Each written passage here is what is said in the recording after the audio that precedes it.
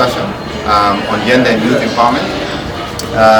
This is a series of discussions that we have been having as seniors.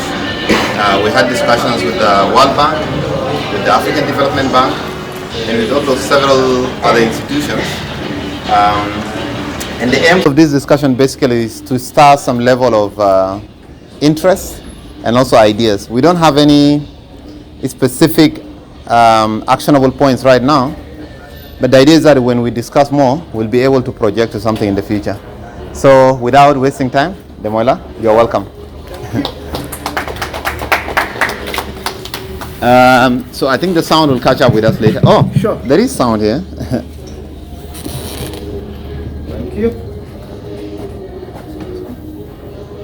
I think it's on, Connie. So that's very impressive. So without wasting time, I want to welcome you to Seniors Hub. This is a hub for youth and innovation, and we basically work as a catalyst in the areas of art, entrepreneurship, technology, and development. And we have different. We have about 300 members, but on a daily basis there are like 20 to 30 who come here. So such a delight to have you, and without wasting time, I'll give you a chance to discuss with us. This is not a very scripted discussion. It will reflect on your life and part of it on your work also. Sure. So I'll give you the chance probably for the benefit of the people who have been living in a cave for the last 3 months or 6 months or don't have a Twitter account to just know who you are and what you do. Thank you. It's a pleasure to be here. My name is Ademola Olajide, but I prefer Demola. I tell people Ademola. When I hear Ademola from my mom, it means just wrong. You probably have done something wrong if your full names are called. And so I represent the United Nations Population Fund here in South Sudan. I resumed on the 1st of April. And as you know, United Nations Population Fund has a major mandate working with young people as relates to their sexual and reproductive health and rights and all the other things that tie with it, as well as promoting gender equality and overall well-being of the population. So that's essentially what I do here in the Republic of South Sudan. Okay, so I think I'll start by asking you a little bit. Just talk to me about yourself. Where did you grow up, and how did you end up where you are now? Okay. Yeah, just take us back into the journey of your upbringing and a little bit of your early life. All right, so for me, I've always said I had an interesting background, interesting life. My dad is a doctor, so he's still alive, but he doesn't practice medicine much. I grew up in a large family. We were a large family. My dad's polygamous, so when we lived in a large family, in a large compound, all of us living under the same roof. So we grew up with a little bit of privilege. We had a tennis court, we had a basketball court, it was a big house, and so there were always people around. Because if I have, I think I have 9 brothers and 2 sisters, thereabout. And so we always had a lot of people in the house, friends of my brothers, friends, so it was a large growing up. And in those days, I'm Nigerian, so your options of career were very limited. It's either you are a doctor, you are a lawyer, you are an engineer, you are a failure. There were no other options. And so since my dad was a doctor, that was the only thing I think I could do. There was nothing else that appealed to me. In fact, when you go into university in those days, you were given an option of the first course, second and third. I had no second and third choice. There was nothing else that seemed to appeal to me. And so I then, of course, followed in that pathway and went to medical school. And I went pretty young. I actually went to medical school at 16 and I was out before 22. And I was not the youngest in my class. There were still some people who were much younger than me, so that was basically around our age. And I remember the night I was leaving, my dad said to me only one thing: work hard and play hard. And that's how I do it. When I play, I play. When I work, I work. And so I went to med school, and it was pretty interesting. And like I said, I had some level of privilege, so I had a car in school, even though I'm not sure I would have given a car to a 17-year-old boy, but my dad gave me one. And so I traveled around Nigeria in my car when I was supposed to be in school. And my dad didn't mind. He could actually ask me, are you going to school tomorrow? Even though he knew I had school, I'll ask him, what do you want me to do? I want you to do ABCD. Because he understood the fact that you could skip school and still pass. as long as you add your act together. And that level of responsibility that he gave me to make my own choices then allowed me to plan my life. So I played when I wanted to play, and I read when I wanted to read. But by the time I was finishing medical school, it became very obvious to me that, hey, this clinical thing of breathe in, breathe out, undress, cough, I wasn't sure it was what I wanted to do. But I wasn't sure what I wanted. I didn't know what other option existed, but I knew I was not cut out for clinical medicine because I saw the specialists, I saw the people in the hospitals, I saw the life they lived, and it was not the life I wanted. But of course, you left medical school and we had to do housemanship. So clearly, I opted out of housemanship in a teaching hospital because I didn't want to practice clinical medicine anyway. So I took a bit of time to find myself and eventually thought public health was what I wanted to do. So I left the practice and then joined the national NGO. Leaving the practice at that time, even though I managed my dad's hospital for a while, was also a difficulty. Wait, you didn't say the bit of your dad having a hospital. Okay, yeah. So he had a hospital. He always had a hospital. He also was somewhat of a rebel because within a year of him leaving medical school to 2 years, he had set up his own hospital, his clinic, which he grew into a formidable hospital. By the time I was managing it, I think we had 5 to 7 doctors I was managing. And I did an MBA before I even did an MPH. So I was able to be within that space and convince myself that this is not what I want. But I wasn't sure what I wanted, I didn't know what existed. So eventually I think I saw public health as an option. So then I worked for a national NGO and then went on. But before I left my dad's hospital, I actually was able to secure a grant from USAID. For your dad's hospital? For the hospital, to work within public health. So I thought it was something I could then do on a bigger scale. So I left, worked with the national NGO, then moved to UNFPA Nigeria. Have you, like, your dad seemed to be considerably accomplished. Yeah.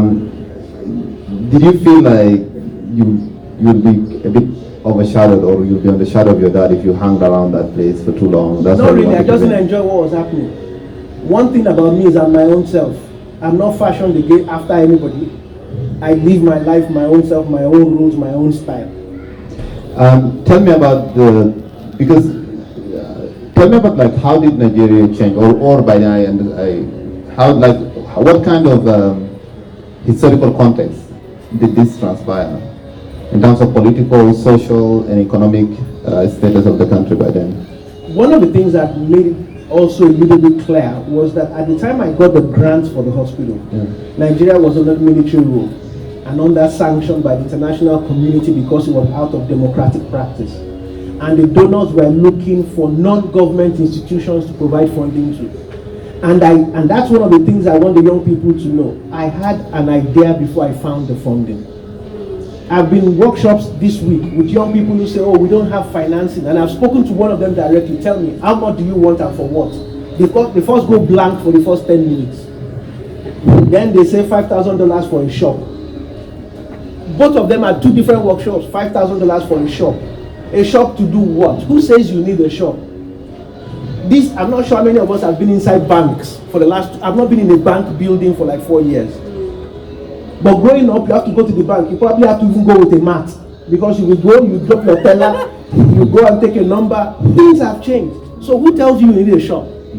What I'm saying is that people must have an idea. So I knew I didn't like clinical medicine. I had ideas of what I wanted. And one day I was sitting in my dad's hospital. People just knocked on my door and said some people want to see me. It happened to be a delegation from USAID. They were going around hospitals that were private, big hospitals, and scoping for partners. And so the question was, if you had funding now, what would you do? And I went to town already on what I would do because I already had clear ideas of what I needed to do. And then I got the funding. And so the political environment also made that. Made that feasible. Yeah. And then from there on now, you branch into public health. Yeah, so I did the master's in business admin, I did the master's in public health, and I joined the UNFPA, then eventually also did the master's in international relations and strategic studies. At what age did you do the master's in public health? I think I probably finished all of them before I was 35, around I was 35. Wow. But I left medical school at 22, so I had time on my hands. I actually went to learn French after I left, 10 years after medical school. You went to learn French? French, yes. So have you been always like on a quest for like learning and achievement, and like is it something that you just like, I want more of it? I don't want more of it, I want to enjoy life. So I do whatever I need that gets me to be able to enjoy life. I wanted to work for the UN, and so I knew if I was bilingual, that would give me a chance. So I learned French. In fact, when I was rep in Namibia, I had started classes in Portuguese before I left for New York. So I had even tried Arabic, but I stopped.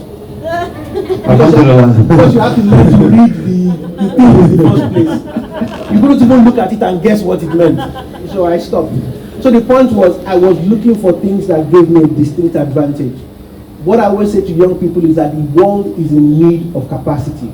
Develop your capacity and the world will make space for you. It's that simple. So and then with UNFPA, all this work at what stage did you kind of go and work outside Nigeria? All right, so for UNFPA, I've always pushed myself. So I joined UNFPA in 2003 in a place called Nasarawa State, Nigeria. I held that position for 2 years, came to Abuja in 2005, held that position for 2 years, got another position in 2007, held that for 2 years, went to UNICEF Lagos 2007, held that for 2 years, 2009, and then left Nigeria in 2011 to be head of division for health, nutrition and population of the African Union. So I was in charge of the health agenda of the African Union from 2011 to 2013. That was the job I enjoyed the most, actually. That's in Addis? In Addis Ababa. And that was in 2011, 2013. What made it enjoyable? You were in charge of the continental decision making. You were meeting African ministers on a regular basis, African heads of state, and so very close up, I understood the motivations and what helped African leaders make decisions. So it's helped me now because once I read a policy maker, I'm able to very quickly understand the motivations, the politics there. And so the job was very fulfilling. However, again, I wanted career growth. My director was Nigerian, and here I was at that level. So it's either he dies or he retires, or else I will not be here. I didn't wish him to die. Because there are some quotas, or for there are quotas? Yeah. And even if he left, would they give it to me as a Nigerian? So I left to be able to move on. And so by the time he was retiring, I was already at his level within the UN system. So from there on, you branched from the African Union? And came back to UNFPA representative in Namibia. Oh, as a representative in Namibia. Yes. That's quite a shift. Oh yeah. I mean, Namibia as rep, it's a beautiful country. It was something I also liked. Then from Namibia, I went to New York to try to help UNFPA define the management of project funds, because we had different kinds of project funds, and everybody who managed those funds managed in a particular way. So I led the design of the first policy system to help the management of project funds in a way that the executive director can have a better overview. Can have a better overview of the funding program. From the funding program. And then from New York, to Kenya. You went to Kenya. And that's which year now? I left New York in 2017 July, went to Kenya, and left Kenya 1st of April to come here. Tell me about your work in Kenya, because we chatted about this slightly on the sideline. You actually did a lot of notable high-level work, or a lot of flagship projects in Kenya. I think Kenya was interesting in the sense that I was able to understand the political environment and was willing to take risks within that environment. Because we like it or not, in developing African countries, the king determines the fashion. The leadership of the country determines the trajectory. And a lot of policymakers and duty bearers always read the body language of the commander-in-chief.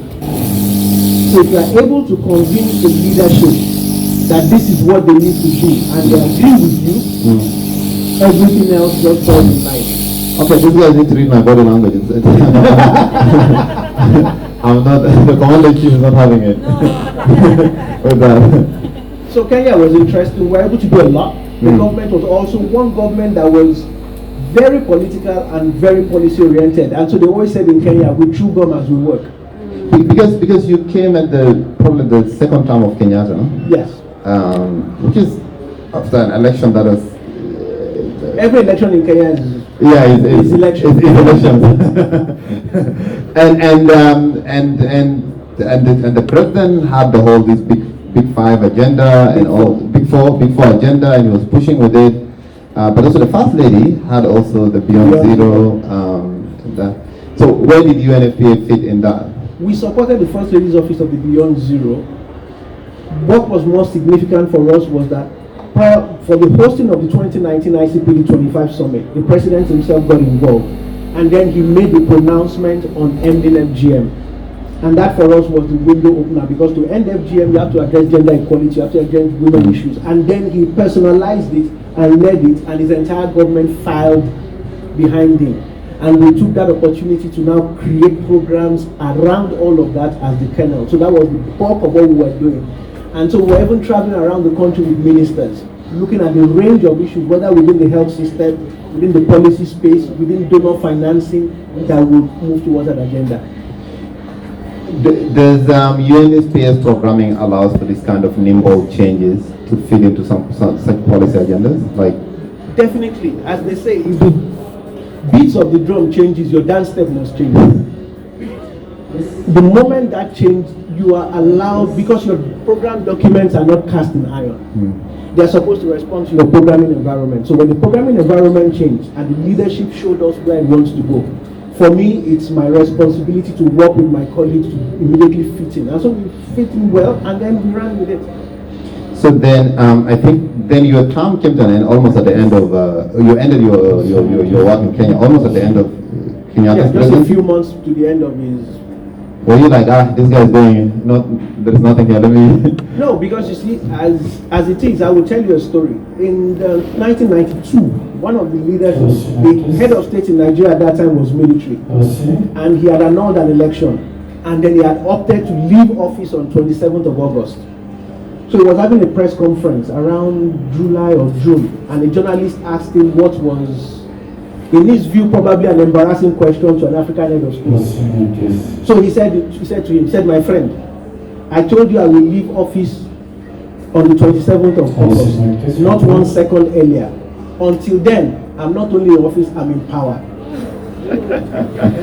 So you must recognize the fact that the president is in power until he leaves.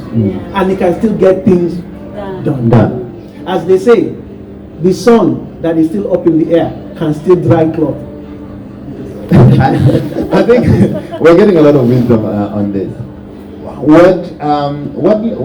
What impetus kind of led to your coming to South Sudan? It's definitely not the weather. My tenure was out in Kenya, and I had options of countries to go to. But I wanted South Sudan for various reasons. One, I was at the African Union when South Sudan got its independence. And so we had there was a level of euphoria that, okay, this African country was being built. And people had a lot of aspiration for South Sudan. Then the setback occurred. And so for me, South Sudan was going to present an interesting combination of development aspiration, but also humanitarian needs. And that's why you would see that for me, it's very important that as a country office, we are showing people that there's actually development happening in South Sudan. People are having a life, in spite of the challenges that are there. So it's important to be able to shape the narrative. And so for me, it was an interesting place, and that was my first choice. Talking about the role of the country, is it the CD or the country rep? You're the country rep, right? Yeah. There is also the country director. It's the same thing. It's the same thing. It's all semantics. What does a country rep do? Like, what is the mandate of a country rep? Well, I think the country rep technically represents the population fund within the country in terms of his mandate, his vision. That's broadly. But in terms of specific, you manage the overall resources of the country office, human and material. Supposed to provide the policy guidance within the office and the strategic direction. More importantly, the rep is supposed to open the pathways of new ideas, especially at political level and at all levels more or less. So you are supposed to determine how the entire capacity of the office is deployed behind an agenda. So it's partly administrative, partly political, partly also a bit of speaking out. It's a lot. It's everything, actually. But it comes with a lot of benefits. Not exactly. You can actually take the minimum of it and just allow the ship run itself. or you can take the optimal and provide the leadership. So you think like there is a spectrum of what you can do, and someone can go with the bare minimum? Exactly. Because without a rep, the office will still function. Because everybody knows what they're supposed to do. Yeah. However, it's like an orchestra. Without the conductor, everybody can play their instrument. But somebody needs to ensure that that instrument is played in a way that it all comes together to provide a useful tune. Talk to me about something, and I've noticed this within the current UN system here in South Sudan. In the past, there were a lot of, I don't know how to say it, there were a lot of white faces on top of these UN agencies within the country. But gradually I've seen now like there is a lot of Africans, especially within South Sudan, there are a lot of Africans heading UN offices. I think UN Women, most of them. Yeah, I mean, and UNDP has also been doing that. What led to that? I'm not sure it's a deliberate policy because each of the individual agencies choose their own leaders, and it's not in consultation with the others. I think that increasingly as well, Africans are getting experience, and because there's a certain level of seniority required to come to South Sudan. You're not going to bring somebody as their first rodeo to South Sudan. You wouldn't want to do that. And so there's a level of seniority required to come into South Sudan. So more and more Africans are getting experience. And there are more and more of us as well as getting more experience in humanitarian. So you know Africans, how would I say this without sounding like I'm stereotyping? Sound like you're stereotyping. It's okay. Okay, so I'll tell you a story. When you go to Durban, at least this one in Durban, and you watch the beach, you see where the waves are swimming, you find people surfing inside the ocean. They are a different skin color. You see the people near the ground, they look like me. We don't move into, or when you stay in Cape Town, you see people skydiving from the mountain. They are skin color. When people tell me,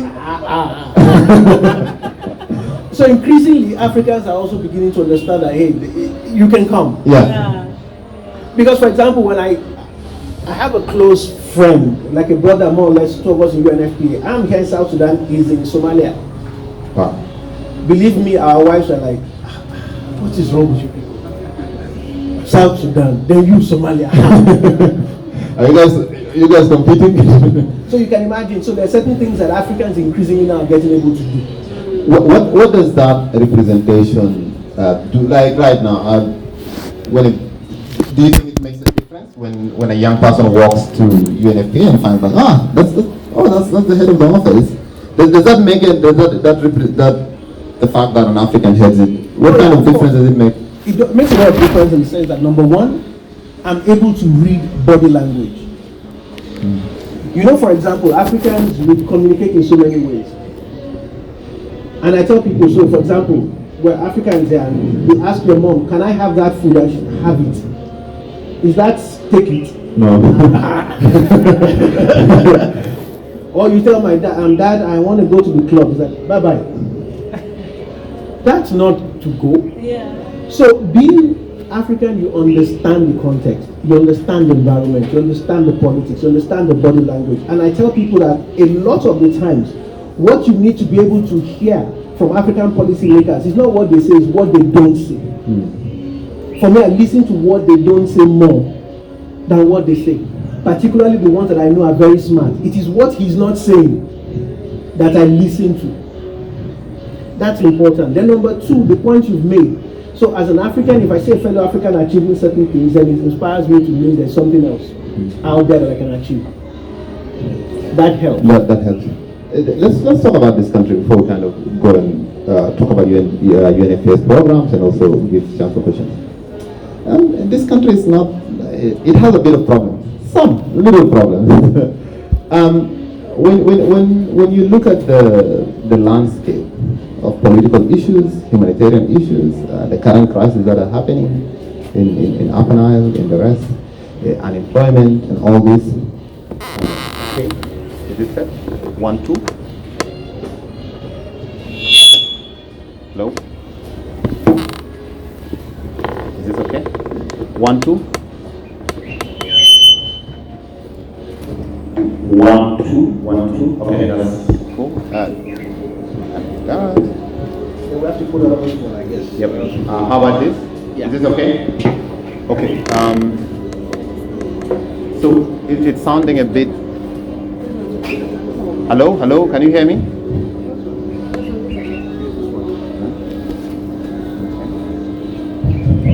I think this is okay, but this one is not.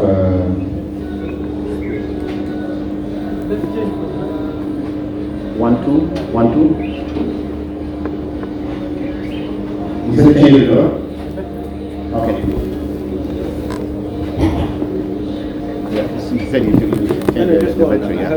Yeah, so I was asking you about, there's a bit of an echo, just reduce the echo. I was asking you about this country. You see all this, like, cocktail of problems. In fact, I say that one of the biggest problems in this country is hopelessness, because it seeps into people's heart. It's what? It seeps into people's hearts, the hopelessness. You find someone coming from diaspora, oh, I want to open this, I want to open that, I want to be the minister, then a few weeks later, they will just say, you know what, I'm going back, or they will just calm down. Kaujang, we call it, it's a period of suffering that each person who wants to come here goes through it. Kind of when you look at all this, where do you find this this energy and this optimism in the midst of this kind of combination of problems and issues? All right, so essentially, first of all, it comes again to my background. I'm Nigerian. Nigeria has problems as well. 250 million of them. Because we're a large country with a diverse country, active insurgency that has been going on for over 10 years, unsolved in the northeast. The Boko Haram crisis is there. The armed insurgencies are there. They heard us. So what I'm trying to say is that no country is immune from its own set of problems. However, there's still the opportunities. And the scenario you've painted is that when people have a back door of where to go, they take it as the least challenge. When you have nowhere to go, as we say in Nigeria, we die here together. So you stay and you begin to look at the opportunities. What is always important is that a lot of people spend a lot of energy in complaining. And so I asked people, like I said to some of the young people who were working with, I said, look around. When you begin to see a lot of foreigners, the one you can even differentiate because of the color of the skin, doing business, then there's money to be made. And it's an attitude that has to change. We can either see an insurmountable challenge or see an opportunity that we can harness by surmounting the challenge. And it's that. We just have to have a completely different mindset to address it. Is it easy? No. It's not going to be easy. However, the opportunities continue to be there. And it's left for us to harness it in a way that works for us. So one of the things I've always found, particularly, is the fact that we cannot expect an economy to function like every other country. So today in the UK, nurses are on strike because their real wages are reduced, the health system is down. So there are problems everywhere. And that's what people have to realize. But there are also opportunities. So when you see new hotels opening up, you see new banks starting, you see certain things happening, it therefore means there's money to be made. It's for everybody to get theirs. As somebody would say, if you cook rice with a crown cap of Coke, whoever will be satisfied from that will be satisfied. It's always exactly. So, do you see South Sudanese taking these opportunities up? I see South Sudanese a lot of resilience, a lot of energy. What I do not see is a coherent harnessing of that energy in a particular strategic direction. Given the history of the country and given the fact that a lot of people have not seen people over, because what we've seen in terms of the leaders are people who went in a struggle and then liberated the nation. We have not seen the history of people who started small and continued to grow in various economies. So there are certain proverbs that I find in a place like Ibadan where I grew up, and there's a proverb that says, literally translated to say, the one who cannot be a load carrier in the market in Lagos cannot build a house like a particular guy, because that guy started out by carrying loads in the market, but eventually he built a mansion in the village. So everybody has that saying that you cannot build a mansion unless you can start by carrying load. So you can see a trajectory of people who started small and grew. That inspires people. And I tell people, I started the UN at the lowest level of professional cadre. I did not join as a rep. I joined at level 8, 9, I did every step except level 11. We have a lot of people here who started big and went small. That's life. Some people advance, some people reverse. But as you say in Nigeria, you say God forbid. Yeah. So it's something that that kind of exists. Kind of as we kind of want to open it up for questions. Tell me about UNFPA. What are you doing right now? What are the programs and what are the flagship projects that people here can plug into or will want to interact with the office in order to advance these agendas? All right, so for us in UNFPA, we have what we call the vision of the 3 zeros. That's zero unmet need for family planning, meaning that everybody who needs and wants family planning can get it. But you see, family planning itself is a critical tool and catalyst for development because it allows us to have the kind of population and demographic that can grow a nation. Meaning that if you continue to expand the base of the population, technically anybody between the age of 1 day and probably 24 is consuming.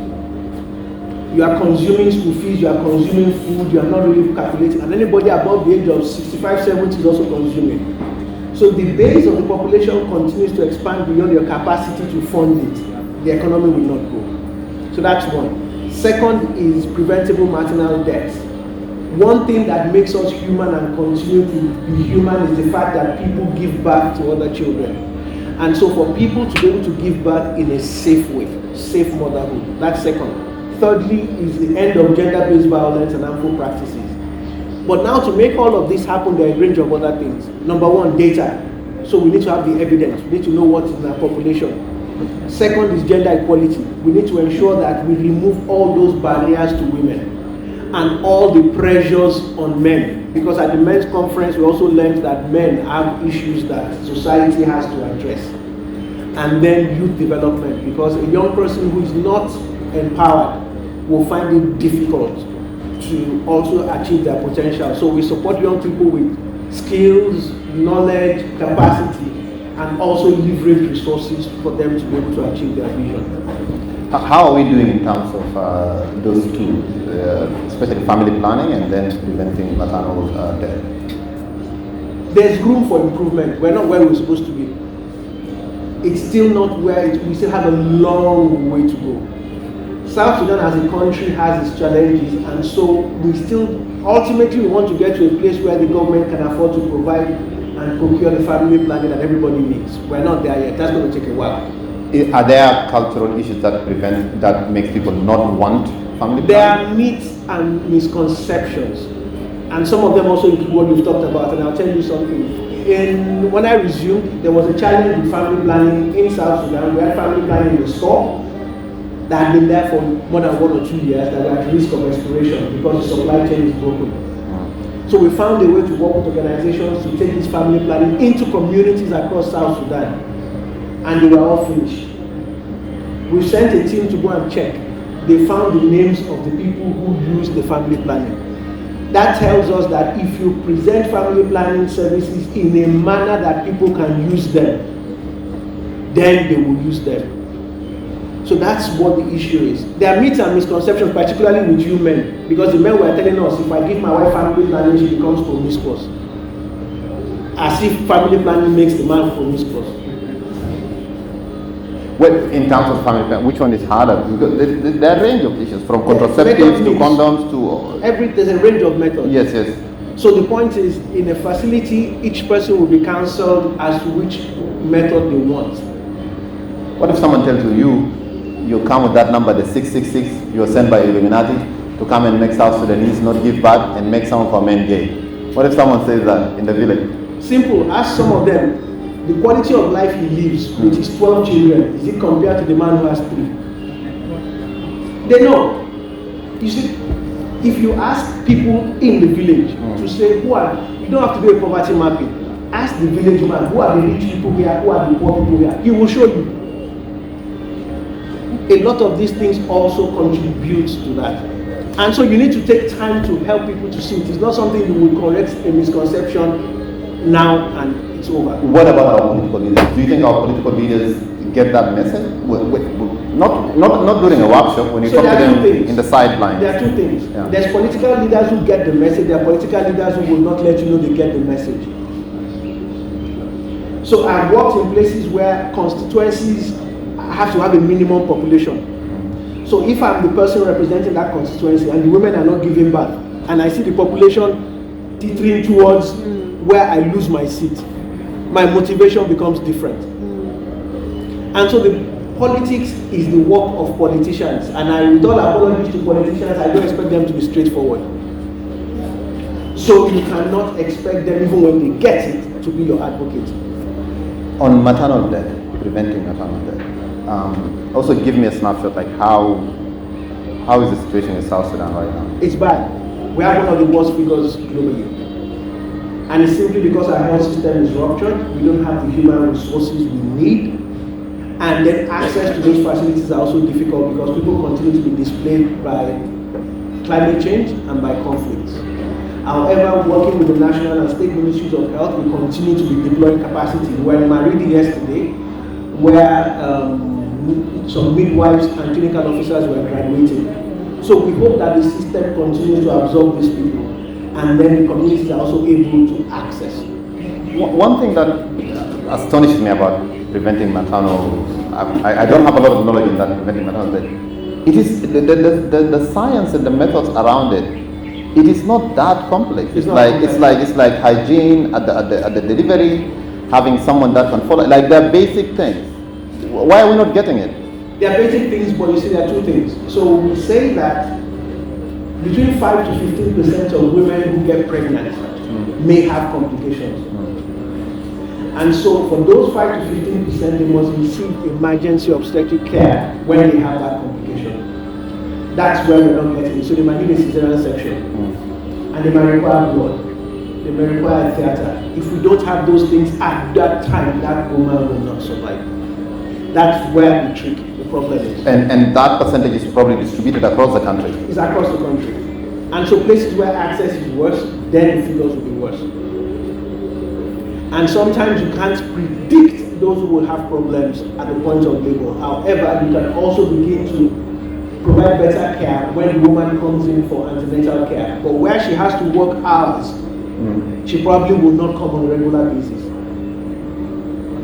Do the men get it? Do they get this when you talk about the statistics, when you talk to them about these issues? Definitely not. Because we're still a patriarchal society, and that's why we want to reach out more and more to men.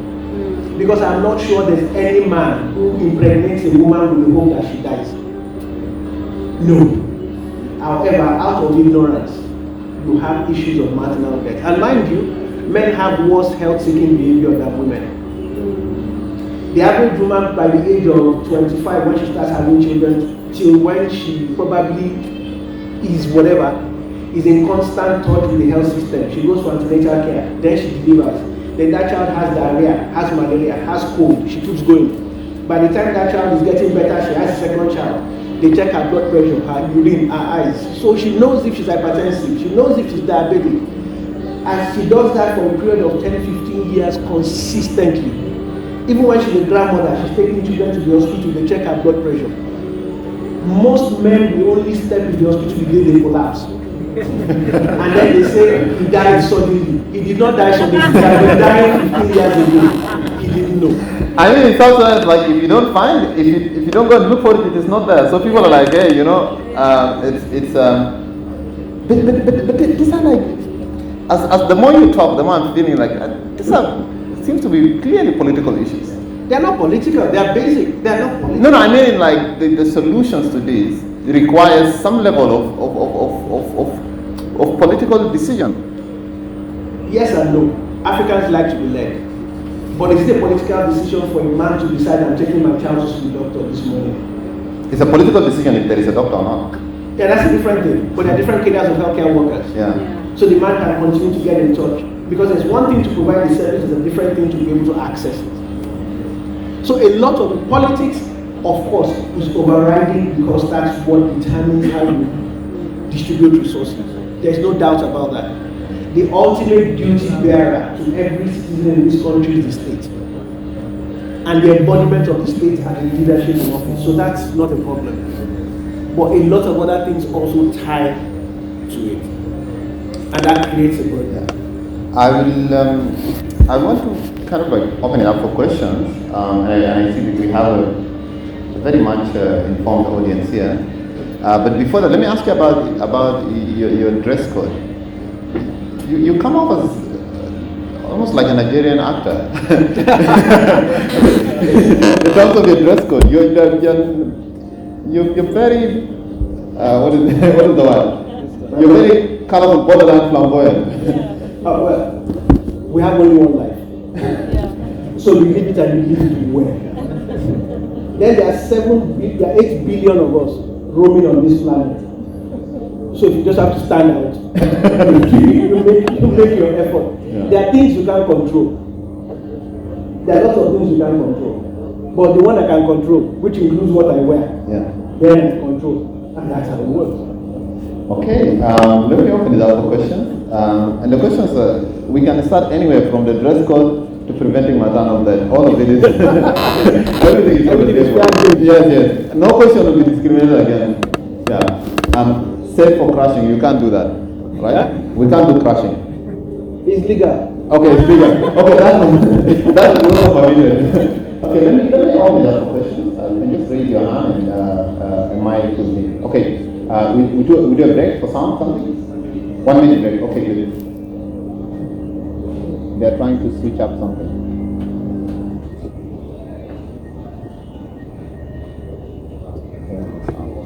Oh, some people just showed up. Thank you very much for Nelson Kwaje. I'm an entrepreneur, the founder of the Gift Africa.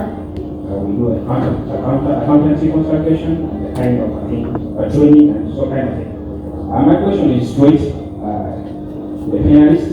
I like your story from the beginning when you said about your life. And my question goes like this: when you say you left a job after a job. What was your motivation or quest since you left a job after a job, and how are you determined to get where you are? Because when you look at it at the beginning, your life was, to me, looks kind of frustrating. But for an entrepreneur like me, it's interesting to know what's happening. In addition to that, how did you plan to achieve what you want in terms of coming up with age and years, and how did you, at what age did you get what you want? Okay. That's the second one. Yeah. Then the third one, this one goes now to South Sudan. Okay. Okay, but then the 3 men are not going to get a chance to ask questions after this. So okay. It's more interesting. This is a lifetime question that happens to everybody. As in South Sudanese, a community is considered to be very important, most especially your family. And a community like South Sudan, where family growth and development is paramount to personal development. In the myopia of its culture to do it, and how can you advise youth? For example, we tend to take family first to us ourselves. That's why we find ourselves, we don't grow, we don't enlarge or express ourselves to do what we want, but we claim to help our family, but at the end, when we come back to ourselves, it's gone. So how can you help a society like this, which is frustrated, you know what it's supposed to do? Okay. Thank you. Thank you. All right, thank you. I'll take that question very quickly. For people who learn to be lifeguards in a swimming pool, the first thing they tell you is that never let the person you are trying to save pull you under. Never. Because you are not useful to anybody if two of you are inside the water. So whatever it is you want to do, you must focus on yourself. If you have not developed, you cannot help anybody else. It's that simple. So your own goals must be clear. Which goes to the first question. My goals were clear. One of the challenges within the UN system is that you are never going to be promoted. If you stay in the same job and do it well for 50 years without applying to the next level, that's where you will stay. And then I knew I wanted to go higher. And so I applied every other weekend. It's not I applied once in 6 months. Some young people will tell me, oh, they already know who they want to choose. Even when they tell me that job is reserved for Nelson, we will apply. Let us go there and see. So people must keep applying. The third question, which age will I get where I want to go? My friend, I'm not there yet. So I'm still on the way. Do you have political ambitions? Do I have political ambitions? It's difficult to answer yes or no. But the fact is this: our countries are being misruled. Yeah. And so if we're quiet, we're either part of the problem or part of the solution. I choose to be part of the solution. When and how, I don't know. Okay. The next question. Yeah. So the lady here and the other lady. Maybe you can just come closer, the two of you. Yeah. The lady in green and then in black. Yeah, I'll come to you. The mic is on. Thank you. Raise your voice a bit. I have a question to Dr. Ademola. On the family planning. He said when we resumed, we found that there are family planning grants in the store that are more than a year and they are almost getting expired. Immediately you have to work with other organizations, the NGOs, to make sure that it's being exhausted. What was your vision? Was your vision just to make sure that those grants are finished in the store before they get expired? Or your vision was to rescue the society, to rescue the community, to teach the community? Right, thank you. Quite simply, the family planning commodities were procured by the sole purpose of supporting the women and community. That was why they were procured. And the reasons for them not getting out to those women who needed them was because the systems were broken. So we had to create alternative systems for the women who are waiting for them to be able to use them. So ultimately, it is not about the commodities, it's about the women who were at the receiving end, who would not have had access to those commodities.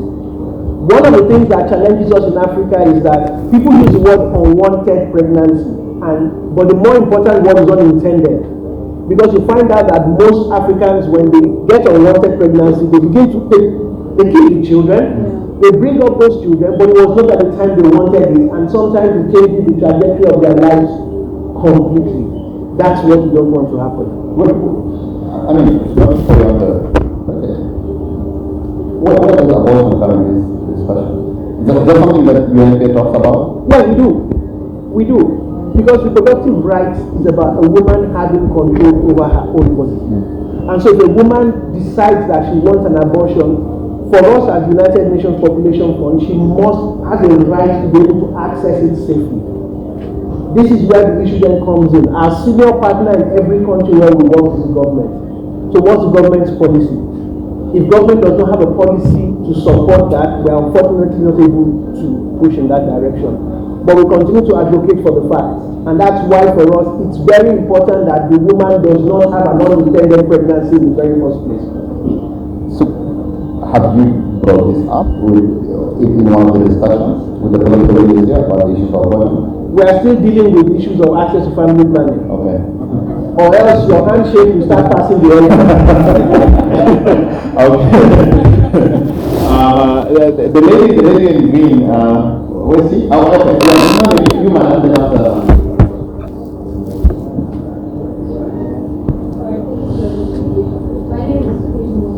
Can we have this mic up? Yeah. Okay. Let me be louder. Okay, nice. Okay. My name is Kate Modi and I'm a cancer activist at Sehanetwork. So I'm glad to be here. I have only one question that was in my mind since yesterday when I got the poster. The friend sent it to me. It's under the issue of the youth. So in the South Sudanese context, because I feel more comfortable with the issue of our country is quite handled privately. Under the South Sudanese context, what are the top 3 things or spheres that the South Sudanese youth must concentrate in and develop, at least to secure the coming generation? Okay. Thank you. I think for me, the first thing is attitude change.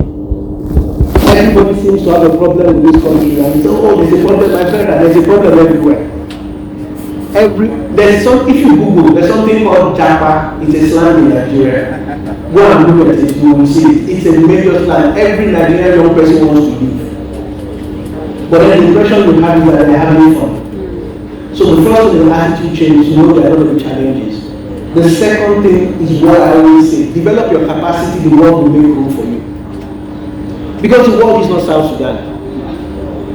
Develop your capacity, the world will make room for you. Then third is that we have to also ensure that our culture evolves. The young people of South Sudan today must be determined not to perpetuate the negative culture that are evolving. I remember the first time somebody told me it is 300 cows to marry a wife. I said, first to show me a cow. So we are sure we are talking about the same animal. Because I need to understand why somebody would need to pay 300 cows for this. And I've spoken to young ladies, that how many of you are willing to marry without cows? They did not agree. No. So you see, we are creating a cycle of dependency and burden. If I pay 300 cows for you, I own you. That is equivalent to a house in the US. And if I own you, then your rights are subdued. Your capacities are subdued. If I talk and you talk back, so you see the issue. But young people must begin within themselves to say this must change. And then you see everybody beginning to try. Do you find a lot of young people kind of help them on progressing this old beliefs? They are not all bent, but it's a bias they have without knowing. I was with adolescent girls last week, and I said to them, can a man sweep in the compound? They said, no! She screamed. I asked the young boy, maybe 19, can a man back a child on his back? He said, no. I said, why? He said, because he's a man. I asked the girls, can a man cry? She said, no, a man was meant to hold it in. These are things that are put in us as we grow. Unless we drop them, they become burdens and drags on national development. If South Sudanese young people can address those three things. Okay, let's the lady Satisfied. Okay. The lady here, let me hear from her.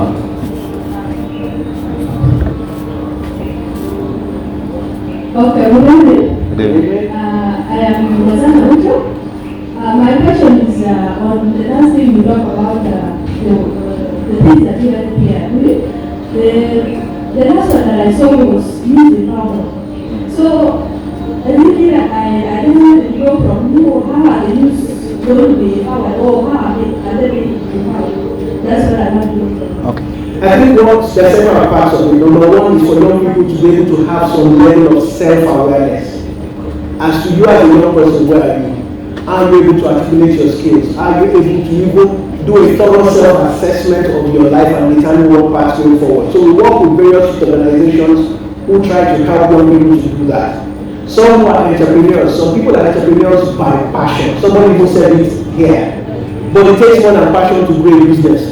It's a group of systemic skills you must apply. So we also help them to apply those skills. And one of the things I tell young people to promote, which is an assignment I've given Nelson and I leave, but they have not delivered.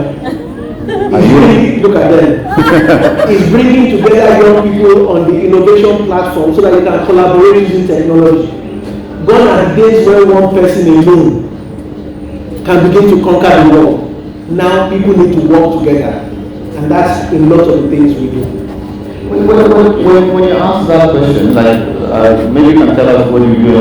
Like what kind of empowerment do you be seeking? Yourself. Like what kind of work or assistance from UNFPA or any other institution do you think will be useful to someone like you?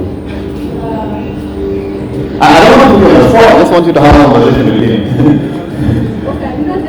I said that you are speaking too much English. If I ask you now, what do you need? What will you tell me? Okay.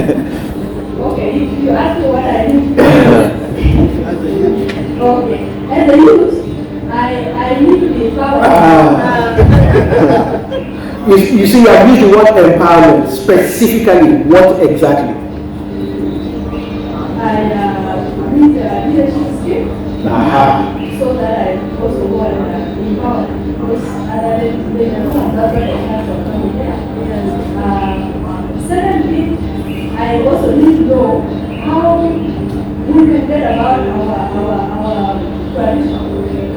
You see, these are the things that I want to ask about. As you talk about it, when you go to the house, especially men, for us that we use a lot, that the one who does everything in their house. So, as for me, there's no way that I'm going to achieve this thing on my own. Unless maybe I'm empowered in a way that I'm going to talk, but the way that I'm going to shake it, that's from the case that I have. Okay, and that's exactly the things we do. So you see. Thank you. Okay, thank you. Anyway, if you want to talk to your brother, we'll talk to them. Maybe they don't know. Okay, there's a gentleman here. Yeah. So there's a gentleman and then there's a lady who has glasses. And then after that will come to his end. Okay, my name is Andrew Locke. I'm an entrepreneur. I run a business called Eco-Friend Company Limited. It's a West management company we got established. And also we build commercial cleaning services, we trade cleaners and we supply cleaners. My question to the right is that considering the 3 years of UNFPA and 5 days training on behavioral change that has been conducted by PK with the support of UNFPA, and you are seeing in the room they are both stage and they are stepping up ideas. How do the UNFPA help the growth companies like my company? Because we already finished the deadline of collection environment. Now is how do I turn this plastic bag into a raw material? And the plan is there. How does the UNFPA help those companies at the growth level? Now, considering the trend is coming to tomorrow, how do you see those students, those individuals after applying the idea? Because I'm 100% sure the knowledge the teacher delivered is to the best of their ability. How does UNFPA come in to help them in the setup plan? Thank you. Thank you very much. I think for me, you've actually answered one of the questions I had for you, which is converting the garbage to the next level. What I would say for us as UNFPA is provide an opportunity and networking for entrepreneurs, investors beyond this space, who can partner with you and you can look for the most appropriate technology to take your business forward. So what we're going to be asking BTech is a list of people grouped by their business ventures, and we then find ways of partnership, particularly with companies out of here, China, India, through UNFPA offices, and then see where you can get a partner and take it into the next level. That's what I want to do with that. But I think that goes also beyond UNFPA. We had the African Development Bank a few days ago, and that was the basic question. The African Development Bank and the World Bank also told me both in public and in private that the private sector financing in South Sudan is so small that it's almost negligible. Yeah. And there is a lot of money, but this money is not being lent. And the banks they are almost holding back. So there are discussions also that time up, because if UNFPA brings you here, there are other people who can now take you out to the other places here. Yeah. So I'm looking in these conversations with the bank on that issue. So I think one of the things that we would also task Nelson to do is to put all of these young people, entrepreneurs, let's put it all together, let's group it. Because again, one of the problems we will have when it comes to a lot of those institutions you have mentioned, like I came to the BTech training this week and I asked them, those institutions cannot give you $5,000. African Development Bank told me the minimum we lend, the minimum is $10 million. That is the minimum. If they give me that money, I go to my village. So, what we need is for all of them to come together. And like the lady who was in Agric, I'm also trying to look at young people in Agric. They come together and they say, okay, all of us to grow, we need 5 million. Then they can start looking at you. But this 10,000, 15,000, like you said, Nigeria, that is money used to buy suits. No, but because the amount of paperwork you will do for $10,000 is the same paperwork you will do for 10 million. The same. That's the problem. Yeah. Some of this you can ask from okay, let me get from this young lady here. Good evening, everyone. Good evening. I'm Abun Ganela Telar.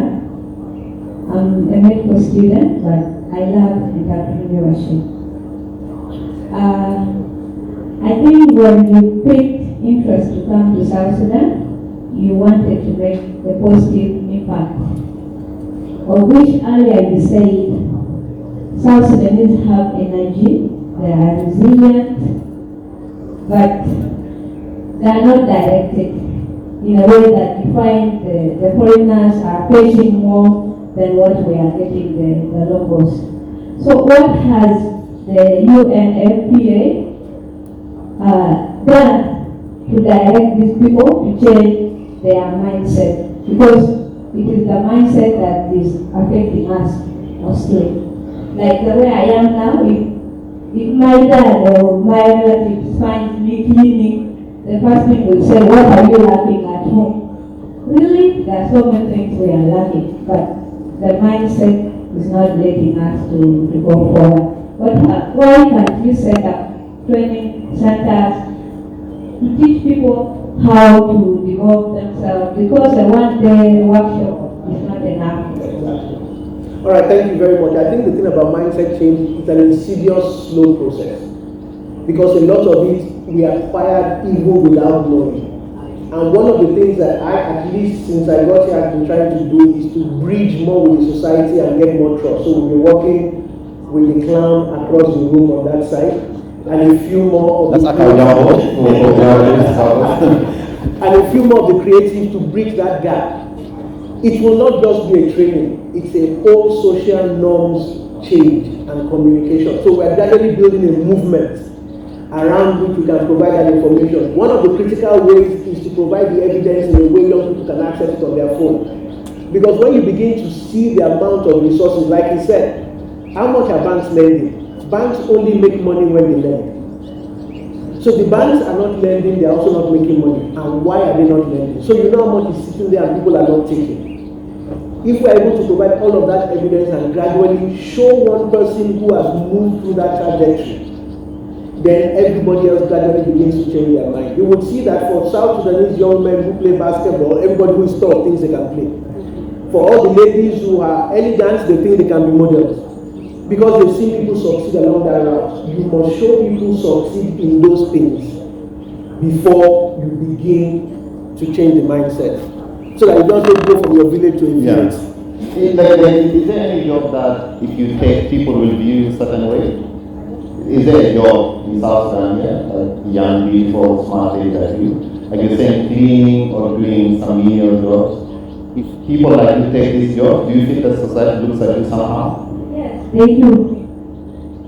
When, for instance, if you go and work in a local restaurant, people will not see you like you want to establish yourself. They will see you like maybe it is a way of getting access to men because they will be coming to the restaurant, or maybe it's your family is too poor back home, and so a lot of negative thinking. And if you see that, you find there's too much stigma, and then you quit the job. That's a very serious issue. I remember my first weekend here. My first time visiting South Sudan was when I resumed on the 1st of April. And the first weekend, I went out of the UN compound.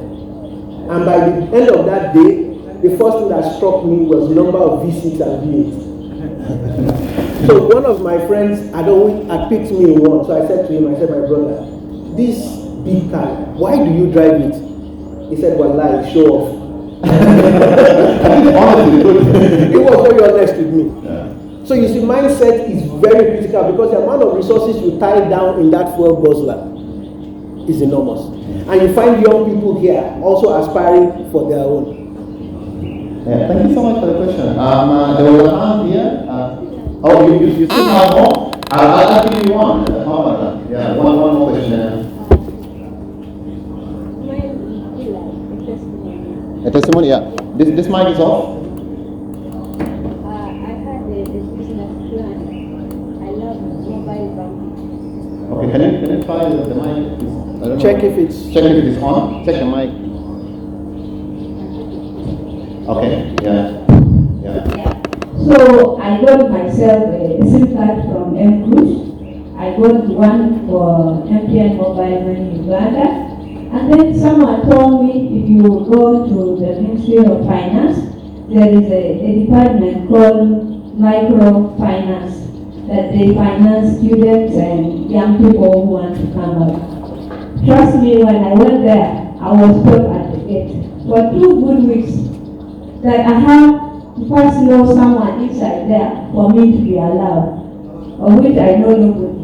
I gave up, I got my SIM card, even others have blocked. So now in this case, how can you help me? So the thing about it is again for us to put the young people together, and then we will have the responsibility of getting inside there and getting the focal points to come out to come and meet you. Yes. So once we put them together here, one of the things we will do is we bring the DG from finance to come and see you here. And I think also from my end, I'll say that we have people that do this for us. Like if some of them you cannot meet them outside, we'll bring them here. Yeah. And then and that's something that I tell the young people that you know what, people have their own platform, they have their table, they don't want to invite us, we'll create our own. Like this place at first, they used to be looked at it as like this, but then now we're like, hey, actually the head of the World Bank and the head of the UNFPA was here. Then they'll be like, then this is what I'm doing. And for your specifically, I would ask you to get in touch with them. And then there is something that is being we're doing together, we can give you a name. We're developing something on a solution on this, on financial literacy and possible access to finance. So just, he's there, that's there, I think he's the manager. Just give him your details and we'll get in touch with you. Once that problem matures. Yeah. And lastly, I disagree with you in the point you said earlier, the government is not having much hand in this. But in my own village where I come from, there is a hospital and it is being funded by Guam. In the hospital, they take out all the medicine and then they are sold in the pharmacy. Now when the locals come, you do the prescription, they will only give you paracetamol. Then they say go to a certain pharmacy, go and buy there. You find that person doesn't have money. Now, in this case, don't you think the government is involved? No, the government has, like I said, the ultimate duty there. If government plays their role the way they should, then a lot of these leakages will be blocked. One of the things I can assure you is that it is not easy. It is not easy. This is a country that is still grappling with political instability and conflict, so you must also have that at the back of your mind. Leakages occur across Africa. In fact, when I was head of health of the African Union, we were estimating 30% resource leakage on the average. So that happens. Government has the key role of making that stop. But when that government is strong, is able and has all of the structures everywhere. But I think that he says, when we find such a case, probably some of your some of the family planning donations that you give is being channeled to a clinic that needs solved. When such a case comes to your desk, do you pick your phone and call the Minister of Finance? That's not the first thing I do. I first of all verify it. Okay. But what is more important for me is, are women using it? You get it? Because most of us, as well as Africans, we don't value what we get for free. Condoms are being paid for. Some people, when they distribute it on the field, I've seen people in photographs sticking condom on their head, blowing it at balloon. When you buy condom, you blow it around. You use it. So at the end of the day, if it's not being wasted, and people are using it, I look at a range of issues. So sometimes you have to look at the range of issues. That's how life is. Okay, this one right here. The lady and the gentleman. Yeah. Thank you so much. My name is Sierra Monica Casimiro, and I'm a midwife by profession. That name, can you go slow enough? I'm a midwife by profession. And right now, what I'm doing is I'm a volunteer in one of the national NGOs that deals with the education and then women empowerment, including things about livelihood. So, I work in some parts of South Sudan as a midwife, and I had to leave my job. Not because I hate my job, I really love my job, but my job that I was doing there was not leading me to my personal goals. So to leave. And on leaving, I was fired, which I did not bother to follow up because I was not ready to go back. But what I identified there is that my work there was not giving much impact. Why? Because culture was playing a very big role in affecting the health system.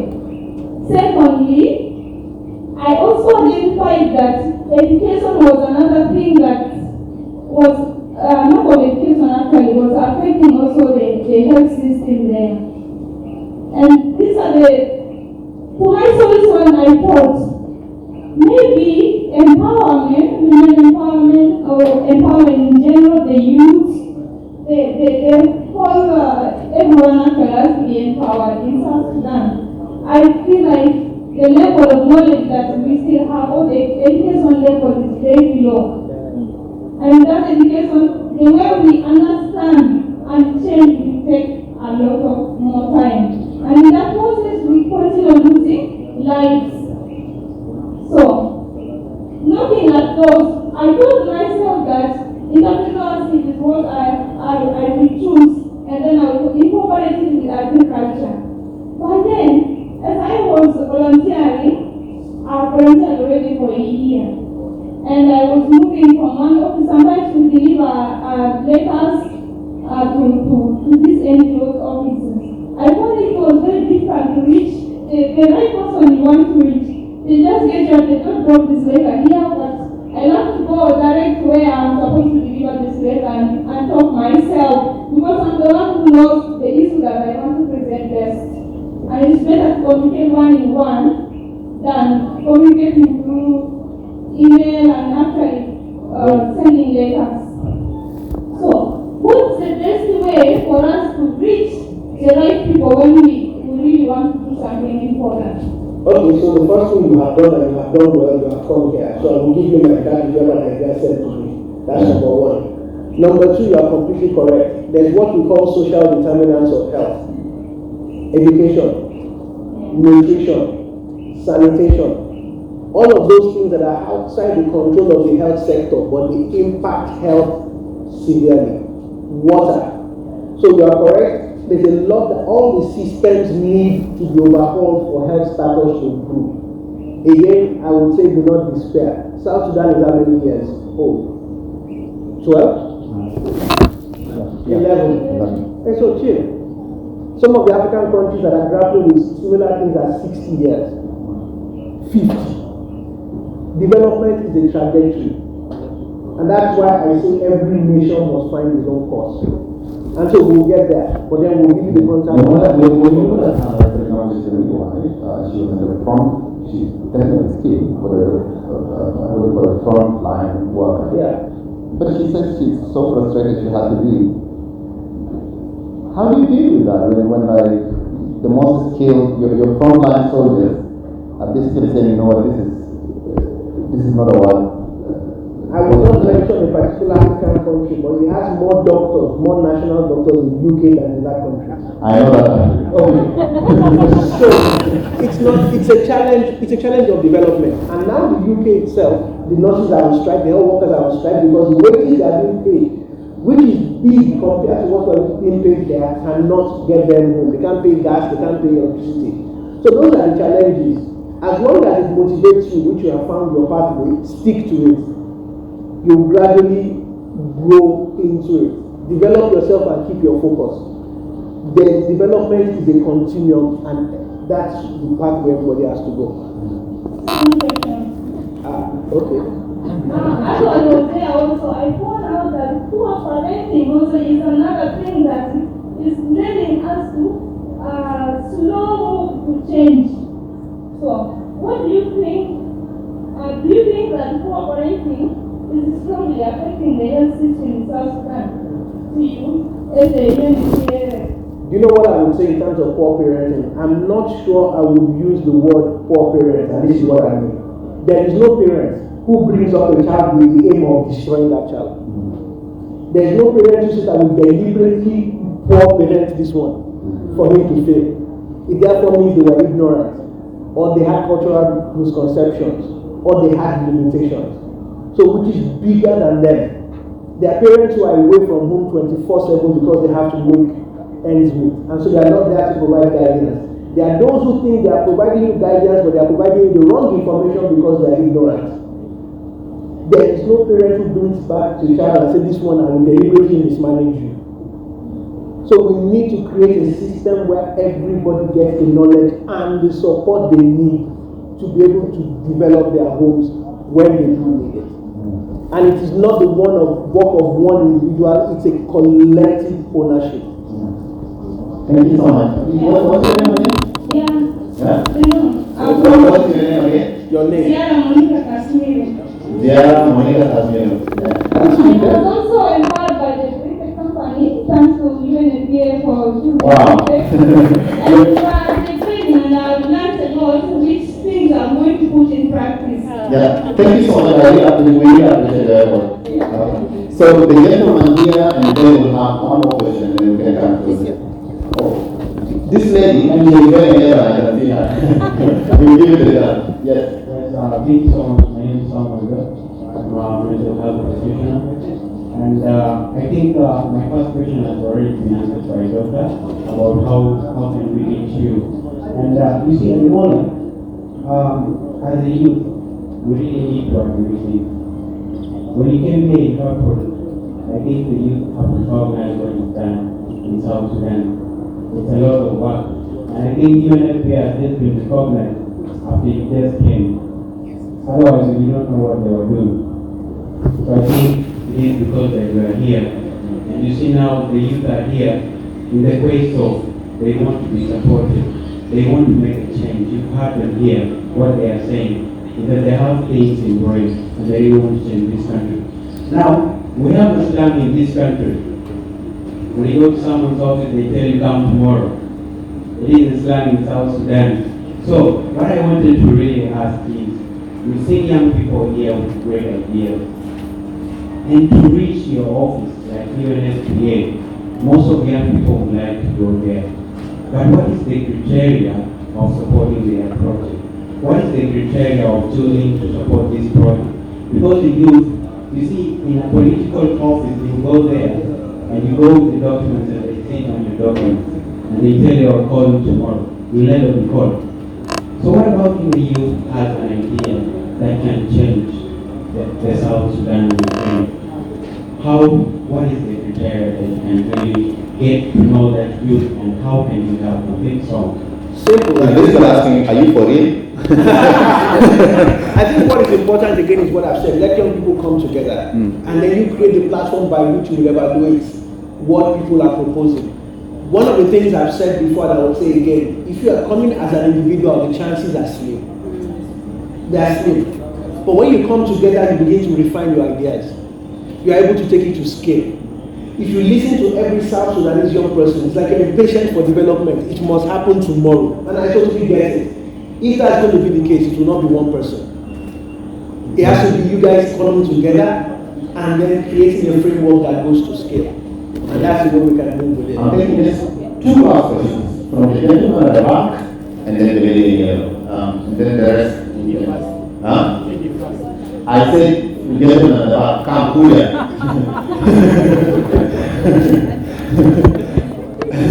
You want to prove your relation? And later. Hello, good evening everyone. Good evening. I'm called Henry. I'm a demographer by profession. I run a consultancy firm called Movement, and The voice.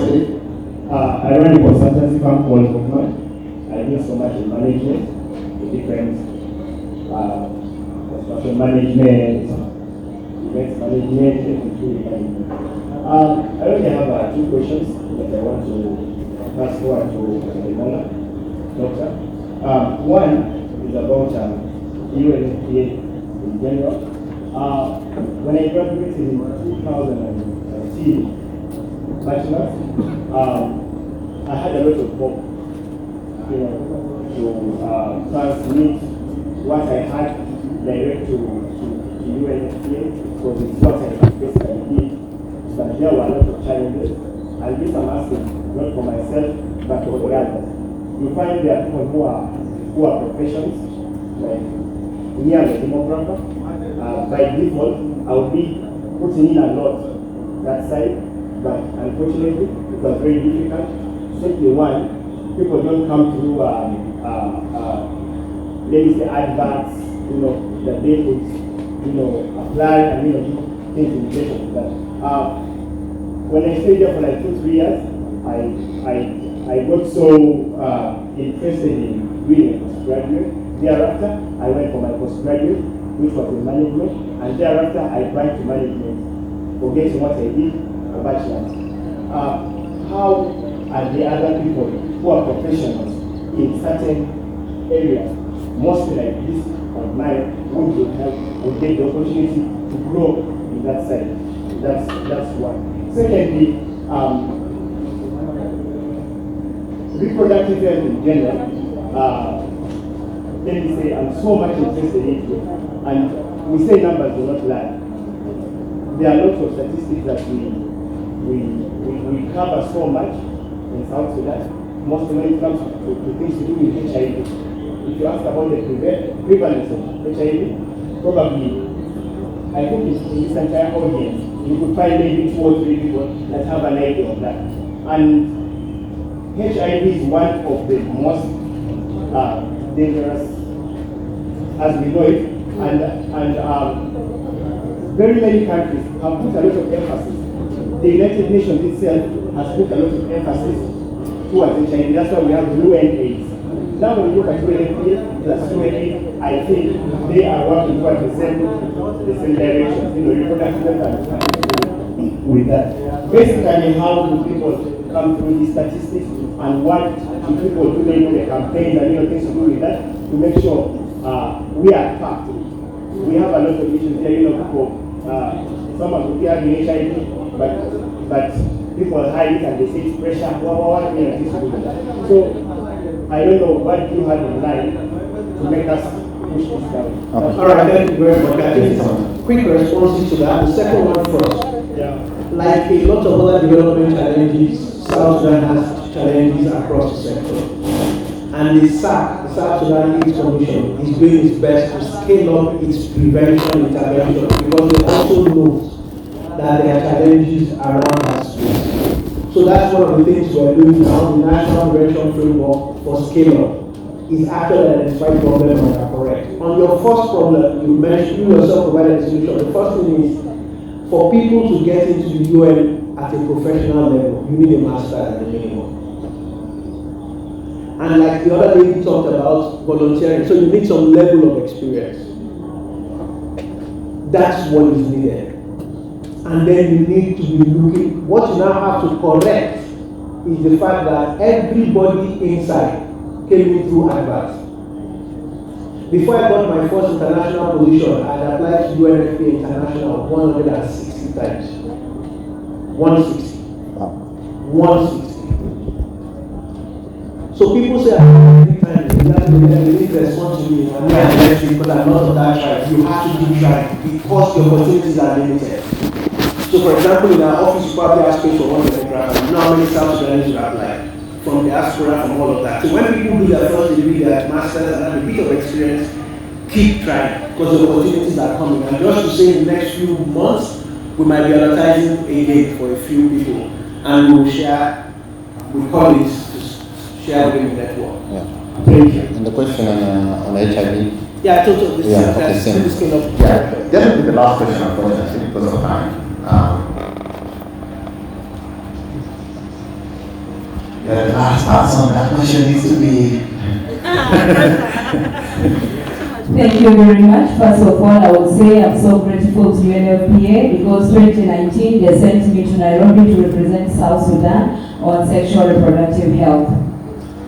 Based on the knowledge I got from there, I came and opened my own organization called the Save the Marginalized People, where I have the media, sexual reproductive health, among other thematic areas.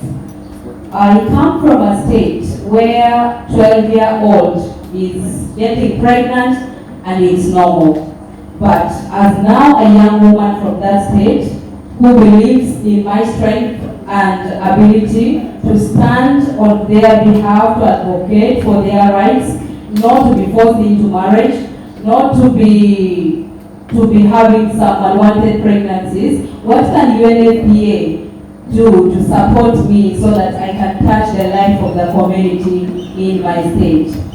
And as you talk of empowerment, what are you doing so far as UNFPA to empower even the volunteers of UNFPA so far across the country? Thank you so much.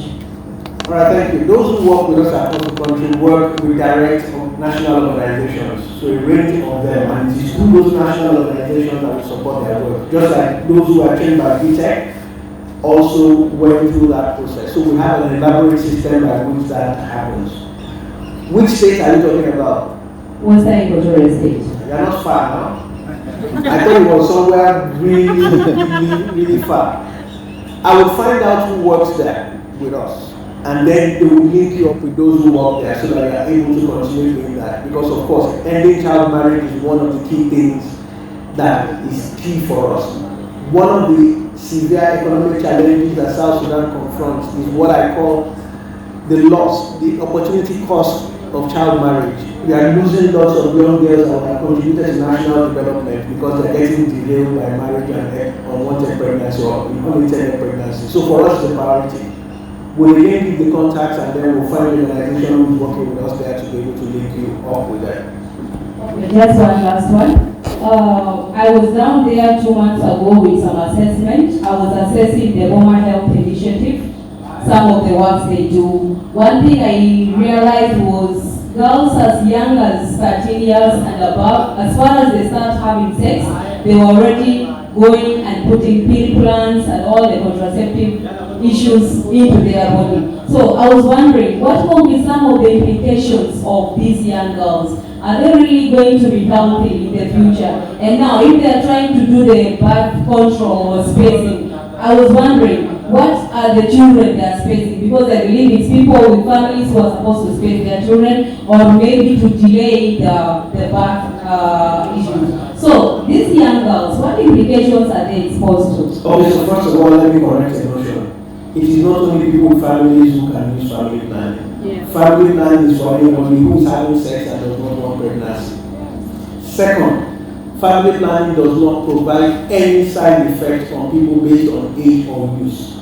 The important thing is that people ought to have been counseled and given a method that suits them most effectively. So for example, if a woman was trying to delay pregnancy for 2 years, she shouldn't take a method that is permanent. Or a method, so all of those things are put into place. So there's no distinct disadvantage for them health-wise for using family planning. The question we want to know is, one, are they being provided the services in line with government policy? Two, are they being properly counseled and are taking a method that is appropriate? Because somebody who is on the pill can prevent pregnancy that does not prevent HIV or STIs. So it's all that information that needs to come together. Most importantly for young girls, what we want to do is for them to delay the onset of intercourse so that they can have a better shot at a successful life. But when you hear such a thing, a headline like this can be very, a headline of young girls as young as 13 taking pills provided by UNFPA. No, it's not provided by UNFPA, it's provided by service providers. But those are things that are not, I don't shy away from. I would rather have that young girl take the pill than get pregnant. Because she has already taken a decision to say, I want to prevent unintended pregnancy. That still saves her life in the future, and by the time she's 18, she already has 6 children. What quality of life will she have going further down? We have lost that young girl at the point where she had started having sex before she grew mature. And that's a collective failure. So are we going to compound that failure or salvage that failure? Is that an admission of some defeat to some extent? Oh, definitely. If we have young children who have started having sex at 11, 12 age of sexual debut, then we have failed in providing people the life skills for them to be able to make informed decisions that betters their life.